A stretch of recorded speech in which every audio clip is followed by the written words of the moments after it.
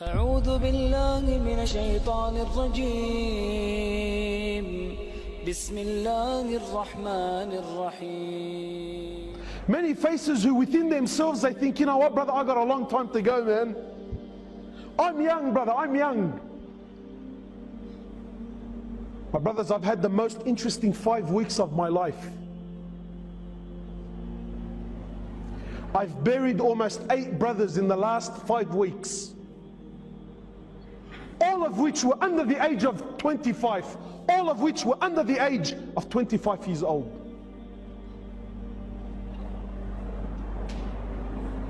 And they didn't die because they were sick.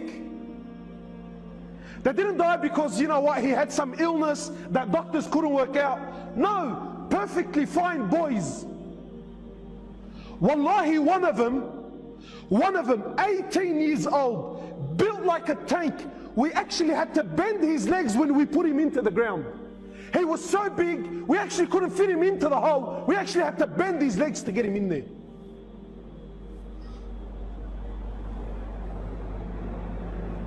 Eight, under the age of 25. And ask me how many of them prayed.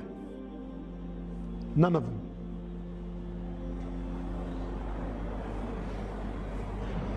How many of them were familiar with Quran? None of them. This is what the people around them are telling me. This is what their friends are telling me.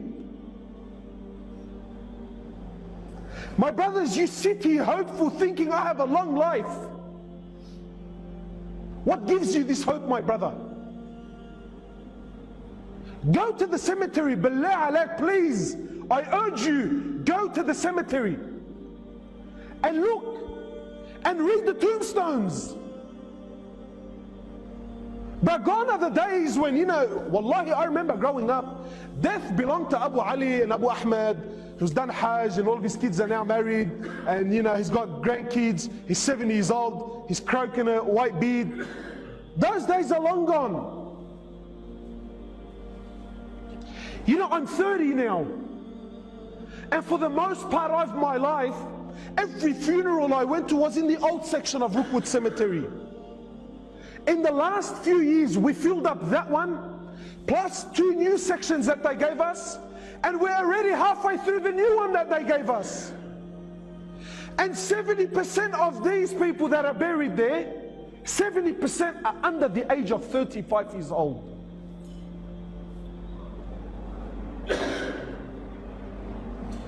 And yet we're still running amok in this world.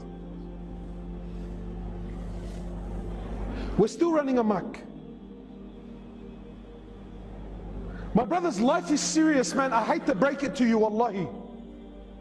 You know, I can sit here and give you this nice, beautiful talk with the Indian background dancers, Aflam Hindi. I can do that for you, inshallah, and make you feel good. You know, brothers tell me, brother, why have you become so pessimistic?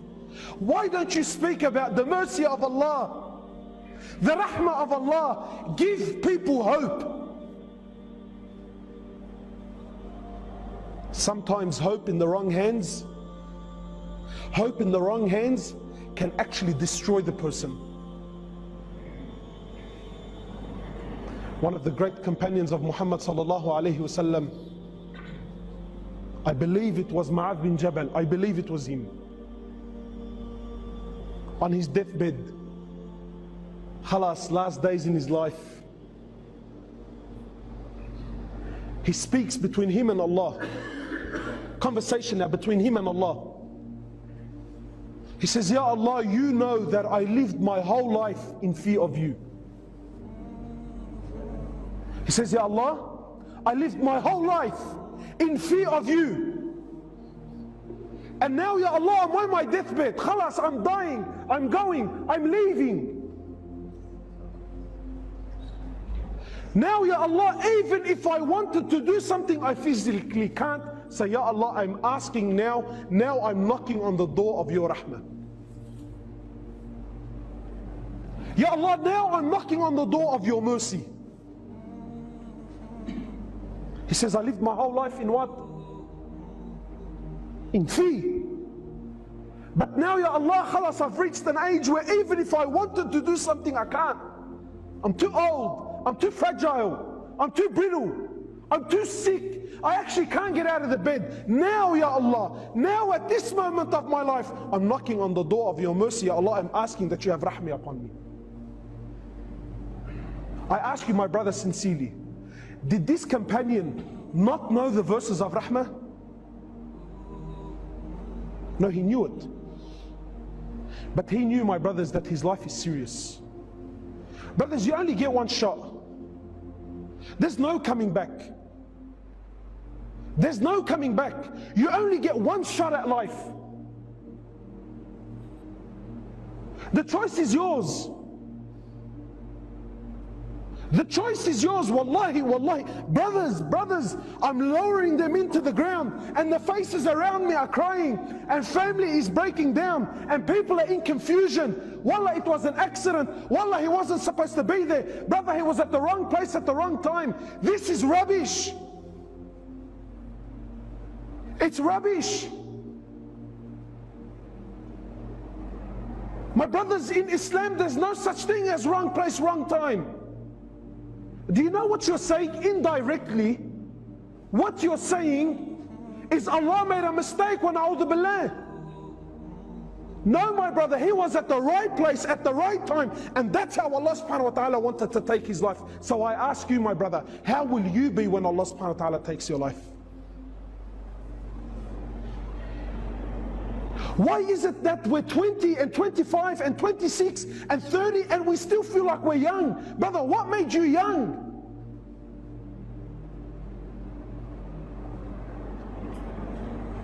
My brothers, you have one shot at life. One shot. There's no coming back. You can't come back to fix things up. Please, my brother, wallahi, I'm begging you, not for my sake, for your sake, make it right, man. Make it right.